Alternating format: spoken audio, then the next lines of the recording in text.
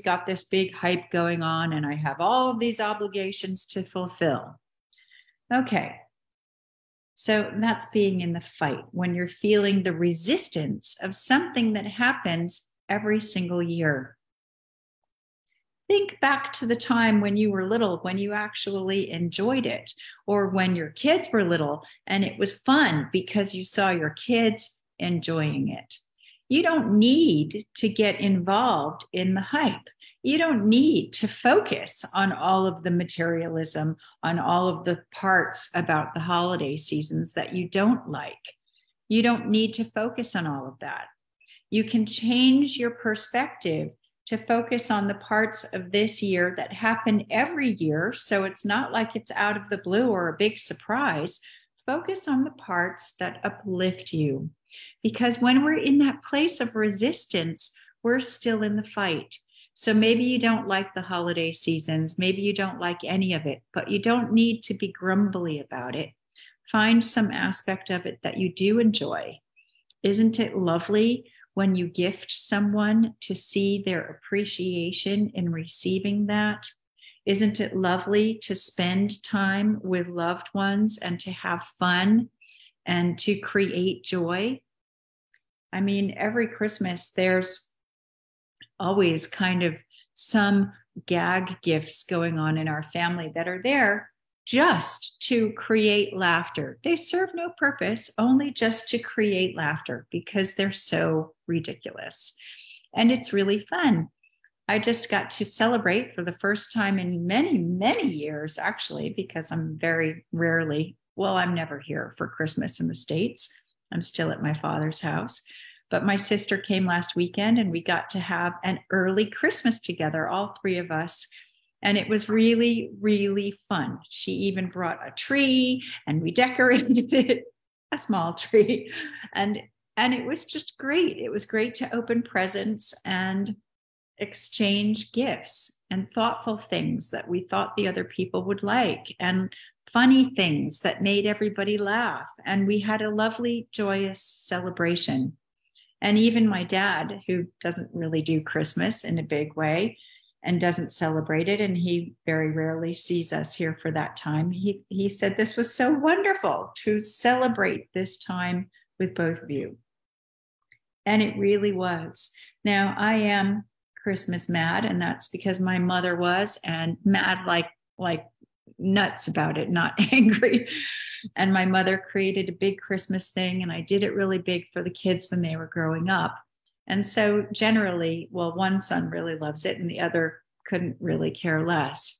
But luckily, my soon-to-be daughter-in-law is Christmas crazy too. So I've been able to pass on that mantle to her. So she's really having fun with all of it.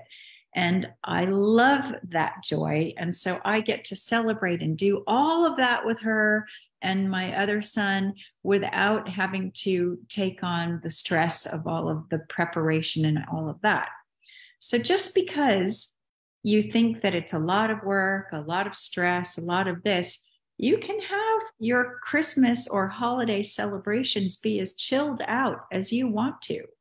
When we had little kids, we had a rule of no major cooking on the day, because then you spend all day long cooking Christmas food and not really enjoying the day. So we keep it really, really simple.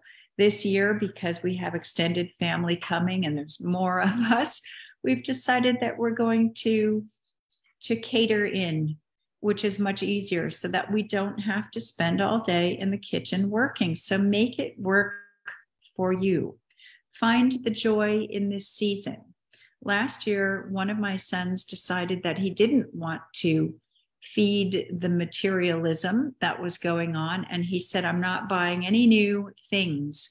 So he looked for all vintage things, all pre-loved things, so that he was keeping the currency in flow, but not creating any more stuff coming into the universe, not feeding that kind of philosophy. And I thought, well, that was a really cool thing to do, because he found a way to take part that worked with his philosophy in the world so that he wasn't going against who he's become as a person. So there's ways to think out of the box to make this time work for you. My best friend, we started years ago, instead of giving each other things, we would give each other an experience so that we could go to the ballet together. One year on my birthday, I think she took us to a German wheeling course like they do in Cirque du Soleil back when we were much younger. And it was really fun and absolutely hilarious day out. So get creative. Find a joyous way to get through this holiday season. If it's usually something stressful for you, change your perspective, get creative, think out of the box so that you can get out of your place of resistance about it, because that is energetically staying in the fight. Look for the joy in things. Appreciate whatever you can, even if it's funny Christmas songs. Like we used to love that funny Christmas song, Grandma Got Run Over by a Reindeer, right? It's kind of sick, twisted humor for Christmas, but that was kind of one of the ways that we would enjoy that. So tune into whatever you need to make jolly this holiday season so that you can get out of the resistance.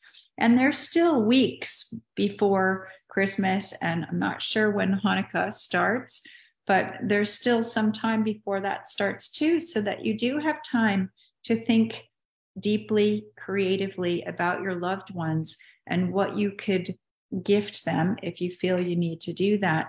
That would be personal and meaningful for them. You don't have to go out and spend a fortune. I think personal, meaningful gifts are much more important anyway. So get out your macaroni, start making some wonderful pencil holders, just like you did when you were a little kid, and spray paint them. I think my sister and I even did that for my father when we were in university. We made macaroni containers for him just for a laugh. And I asked him the other night and he said, yeah, I think I still have those. So have fun, just change your perspective and have fun this holiday season, because it's not going away and it'll come back next year and the year after that. So get out of the Scrooge and get into the joy. It's a choice. You have a choice. And if you keep forgetting that you have a choice about things, then please book a mind shift call with me so that you can learn how you have a choice in absolutely every situation, even when you feel completely trapped. I used to feel trapped all of the time, never about Christmas, but I used to feel trapped about lots of other things, feeling like I didn't have a choice. Just because our choices aren't always easy, we always have a choice. So book a call with me. Let's have a chat so I can help you change your perspective and lift up your energy so that you can be in joy during this time of the year instead of spiraling down. And if you haven't already, and you'd like to see my latest children's book, well, my first children's book out, it's called Bird Hadn't Heard. It's written by Sierra Hamilton, which is my pen name for children's books, and illustrated by my late mother, Mavis Sherman Flaherty. And it's a really cute tale for kids 3 to 7, a little tale about friendship and magic. And that's available on Amazon now, as well as Controlling Your Hidden Emotions, How to Make Friends and Live with Your Emotions, my coaching book that came out in July. That's still available too.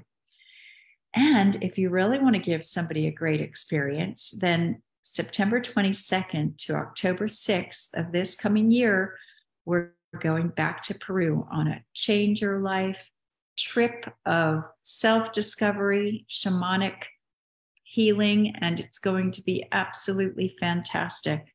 And that would be wonderful if you all want to join me for that and bring your friends, because you don't want to outgrow your friends, and these kind of trips change you forever. Oh, we're hearing from Jane here. Hello, lovely to hear from you again. You are a wonderful friend too, and Merry Christmas to you, and happy holidays to absolutely all of you. I love you all so much, and I'll see you in the next video. Bye for now.